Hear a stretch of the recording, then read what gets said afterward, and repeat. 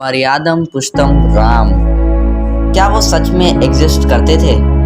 हनुमान जी का उड़ना, रावण के 10 सिर, पानी में तैरने वाले पत्थर जिससे राम सेतु बनाया गया था, और अशोक वाटिका। क्या ये सब सच है या फिर कुछ कहानियाँ? रामायण हिंदू धर्म की एक प्राचीन ग्रंथ है जिसके बारे में हम लोग बचपन से सुनते हुए चले आ रहे हैं। क्या इतनी पुरानी घटना को आज हम लोग सच मान सकते हैं? आज मैं इस वीडियो में आपसे आपसे कुछ 4 फैक्ट्स बताऊंगा जिससे आपको पता चल जाएगा कि रामायण कहानी थी या फिर हकीकत। एंड में आपको मैं ये बताऊंगा कि आज लोग राम की भी नहीं बल्कि रावण की भी पूजा करते हैं। चलिए बढ़ते हैं अपनी वीडियो की तरफ। स्टार्ट करते हैं एविडेंस नंबर 4 से, Ashok Vatika and the phenomena of dark soil. जब रावण ने सीता जी का अपहरण किया था तब वो उनको लंका लेके गए थे। वहीं पे एक अशोक वाटिका नाम की जगह है जहाँ पे उन्होंने सीता जी को 11 महीने और 14 दिन के लिए रखा था। और आज भी श्रीलंका की एक रिजॉर्ट सिटी नुवारा इलिया सीता इलिया में अशोक वाटिका अभी भी मौजूद है।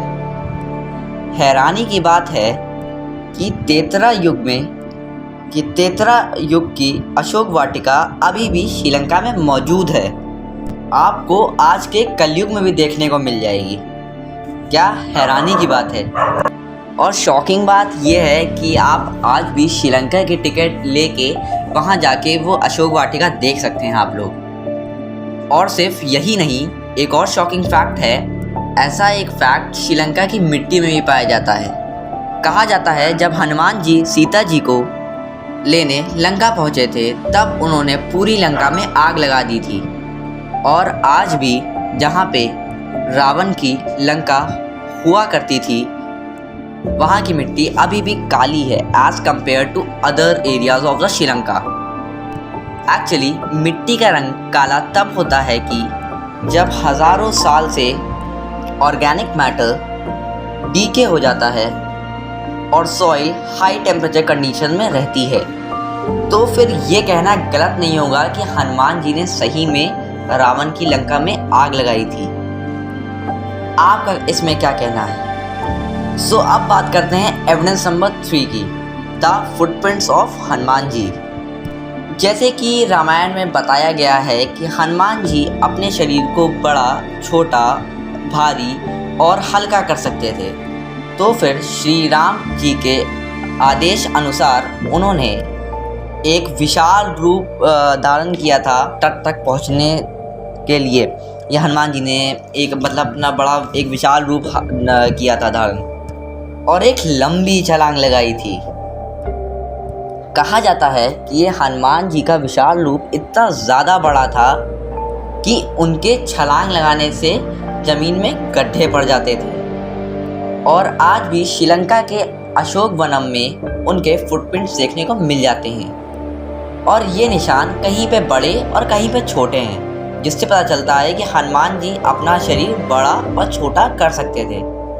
इनफैक्ट इनके फुटप्रिंट सिर्फ श्रीलंका में नहीं पूरे एशिया में मौजूद है, जिसमें से एक फुटप्रिंट का मार्क आपको आंध्र प्रदेश में भी देखने को मिल जाएगा।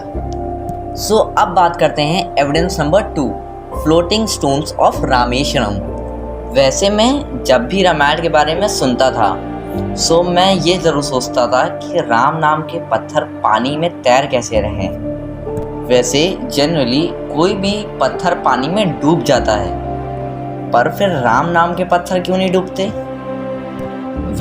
आंध्र प्रदेश से लगभग 1000 किलोमीटर दूर रामेश्वरम नाम का एक शहर है। रामायण के अनुसार हनुमान जी और उनकी वानर सेना ने यहीं से पत्थरों में राम लिखा था और वो पत्थर पानी में तैरने लगे थे और उन्हीं पत्थरों को मिला के राम सेतु बनाया था, जिस पर चलकर वो लोग लंका तक पहुँचे थे। और आज भी आपको रामेश्वरम के कोस्टल एरियाज़ में उस टाइप के पत्थर देखने को मिल जाएंगे।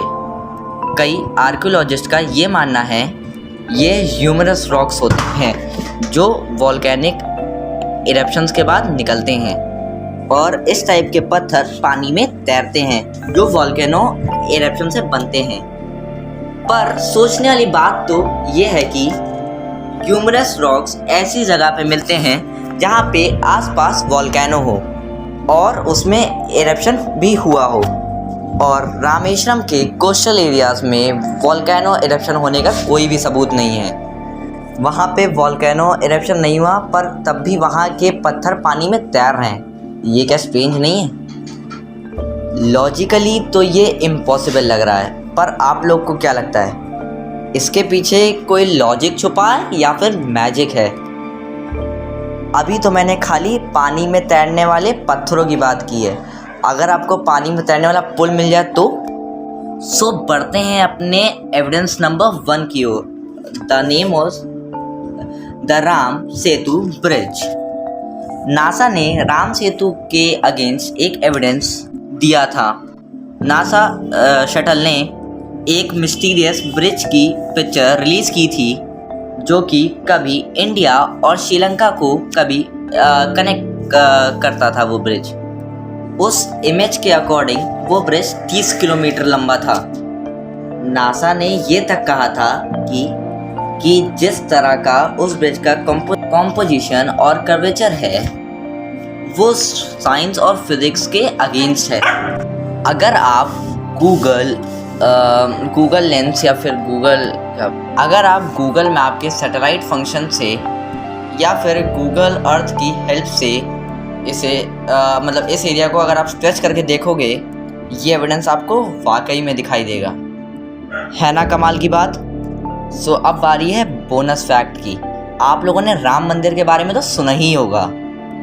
क्या आपको पता है कि रावण के नाम पे भी मंदिर बने हुए हैं? ऑल्दो राम जी ने रावण को हरा के ये साबित किया था कि अच्छाई की जीत हमेशा होती है। पर इंडिया में ऐसे कई शहर हैं जहाँ पे रावण की पूजा होती है, पर जहाँ पे पूरी दुनिया राम जी को भगवान मानती है, वहाँ ये लोग रावण की पूजा क्यों करते हैं? वो इसीलिए क्योंकि रावण एक ऋषि पुत्र थे और एक विद्वान ब्राह्मण भी।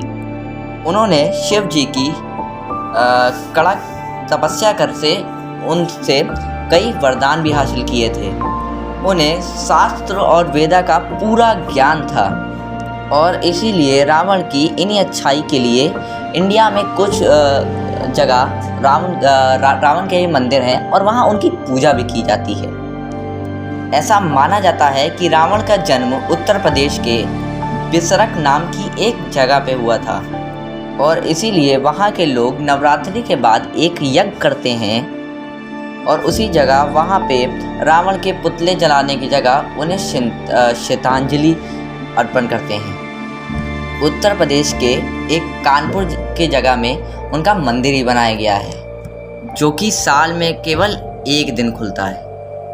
उनका मानना है कि रावण का जन्म दशहरा तिथि पर हुआ था और उसी तिथि पे उनकी मृत्यु भी हुई थी और हर दशहरा पे वहाँ के लोग उनकी पूजा करते हैं और शाम को उनका पुतला दहन करते हैं। उसके बाद वो मंदिर बंद हो जाता है और फिर अगले साल उसी दशहरा पे खुलता है। और ऐसे कई मंदिर हैं हमारे भारत में जो स्थित हैं जिसे रावण के विद्वान और उनकी अच्छाइयों के लिए पूजा की जाती है। सो गाइस, मैं आशा करता हूँ कि आपको इस फैक्ट्स वाली वीडियो से कुछ सीखने को मिला हो और आपको, मुझे लगता है कि जो फैक्ट्स आपको ना पता हों वो आपने इससे कुछ सीखे हों। मुझे अच्छा लगेगा कि आप इससे कुछ सीखें और अपने दोस्तों और अपने फैमिली मेम्बर्स और अपने मतलब कोई भी जो आसपास हो उसको आप ये वीडियो स्प्रेड करें। So thank you for watching this video. Till then bye.